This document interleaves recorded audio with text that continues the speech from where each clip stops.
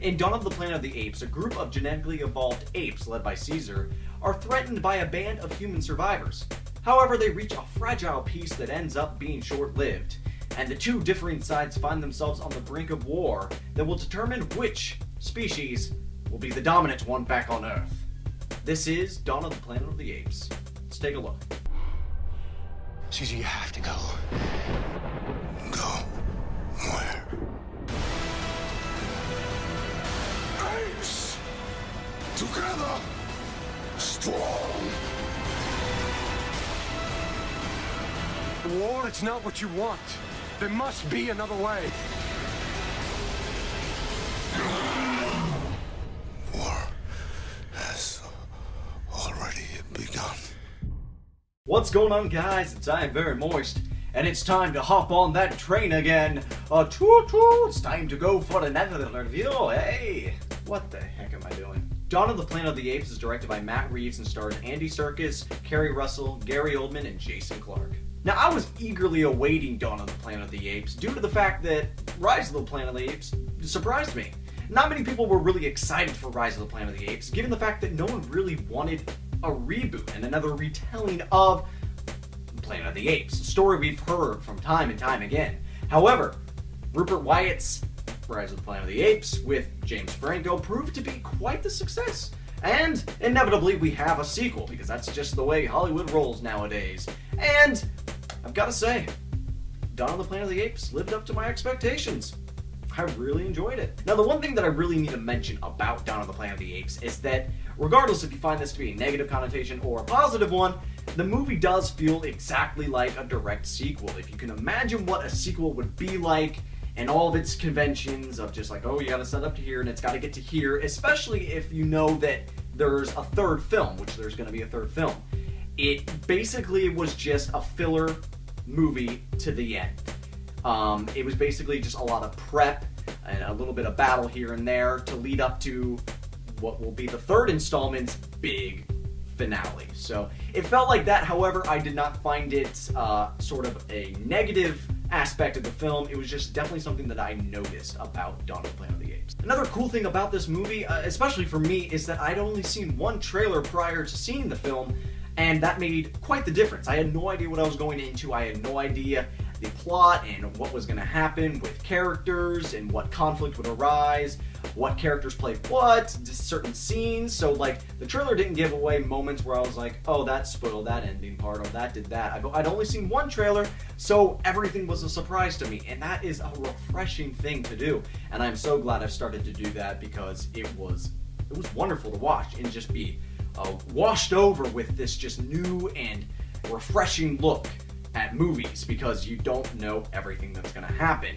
And another great thing about the movie is the acting. Now, going into the movie, especially with Dawn of the Planet of the Apes and just these new Planet of the Apes movies we're seeing, is that we're getting fantastic mocap. With Andy Serkis behind just about all of the crazy mocap that we see nowadays, I was very anxious to see how he would play Caesar in Rise of the Planet of the Apes. He blew my mind, and he did even better this time around. The mocaps are fantastic. A cool thing you need to remember about when watching this, and I even had to remind myself in the theater, because sometimes you can get kind of overwhelmed with the fact that it's apes and that they are mocapped. Whenever the main human characters are around these apes, those are literally people in mocap. So it's not like them interacting with a green screen. They actually are seeing the other actor, and that is hugely incredible. Andy Serkis is at the top of his game in this one as Caesar. I have never felt more of a connection to Andy Serkis in any of his characters than I have in this one. Academy, you're not listening to this, but you gotta nominate this dude. It's about time. He's done so much work, and now he's gonna be in Star Wars. Give him something, and he's working with Avengers Age of Ultron. Please just give him a nod. This was a wonderful performance as Caesar. And just, well, you know, the other actors, Jason Clarke, Kerry Russell, Gary Oldman. Why Gary Oldman? It doesn't really matter. He's a great actor, but many of these actors just played the part, really. Like Kerry Russell, when she was needed, she was needed. None of them really were hard to watch. None of them did anything spectacular. Really, your main focus will be on the Apes and Andy Serkis. Now, a thing that I can kind of parallel this to is that many people were distracted and or did not like the human characters of Godzilla. Now, and they found it to be very hard to sit through and listen to these characters and actually give a crap. I gave a crap about these characters. I actually was invested in them. However, they just didn't do anything to kind of excel above the acting of the apes. That's just basically what I'm getting at with that. They were great, but they weren't anything like Andy Serkis and the Apes, and I don't want to compare it, but I am. They just didn't make it that well.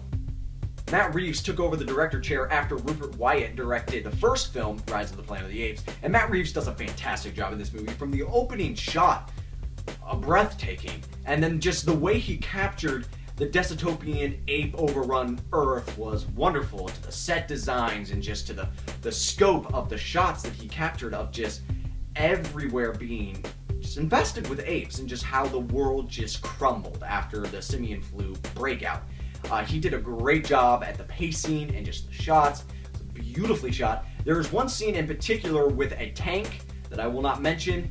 That entire shot was brilliant. Oh man, I'm getting chills just thinking about it. It lasted not like crazy long, but just long enough that you took it all in, you wanted more, and then they cut it off and you're like, oh, that was so cool. I would go back and see that movie in theaters just for that one shot. That one shot was really, really cool. It involves a tank. Overall, Dawn of the Planet of the Apes is exactly what I thought it would be, while being surprising. I knew that what I was getting into would be the reaction I had with the first one. You know, I left it like, all right, I was surprised. I enjoyed that. That's how I felt with this one. However, I went in blind, did not know many things that were happening, certain key plot points, villains, and just the way things were going to end. I didn't really know that it was going to be a direct sort of lineup to the third one, because it really ends with like a third one. Because if they didn't make a third one, that would be really stupid.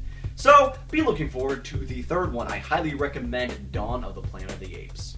So now I want to know what you guys think of Dawn of the Planet of the Apes. Did you like it? Did you hate it? What were some of your favorite moments? Please remember not to spoil anything. Are you excited for the new Planet of the Apes that will inevitably come out? Please leave all your comments in the comments below, and please leave a like and share and subscribe for everything movies, TV, tech, and gaming news and reviews. Please stay right here to get in the know.